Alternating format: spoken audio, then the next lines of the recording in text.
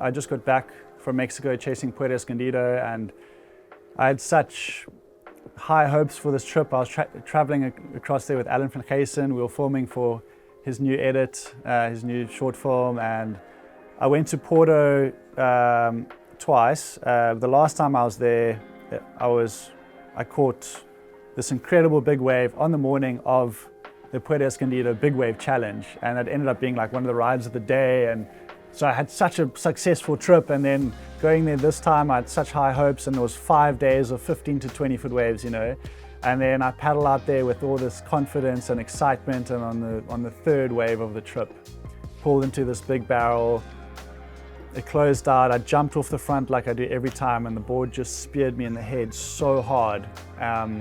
And fortunately I wasn't concussed or anything, but I had this massive flap of skin down to the skull. I ended up getting 35 stitches, and obviously couldn't surf for the rest of the trip, and that was it, you know.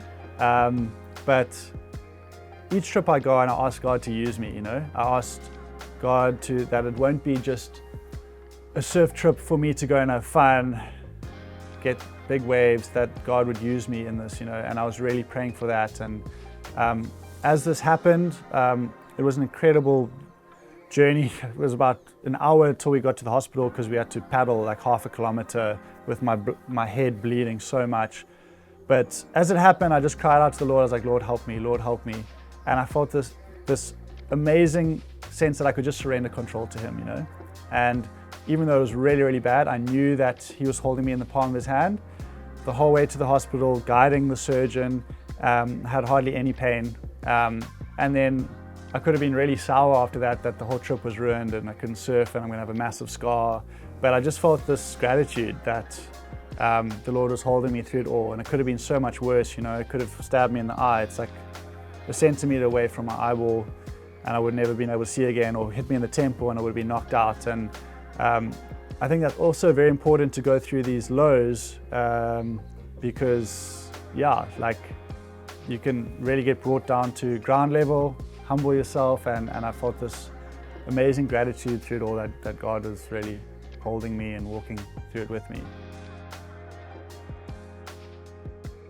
That closeness with God, it's not really like anything you would experience on earth, because it's like He's spirit and we are flesh, you know, and physical. But I have this confidence that, especially when times get really tough, when I'm in life-threatening situations, that I can just I don't have to have control, which is the most amazing feeling, because when we're trying to be in control all the time, every decision we make, it's like, oh my gosh, this could determine whether I live or die, you know.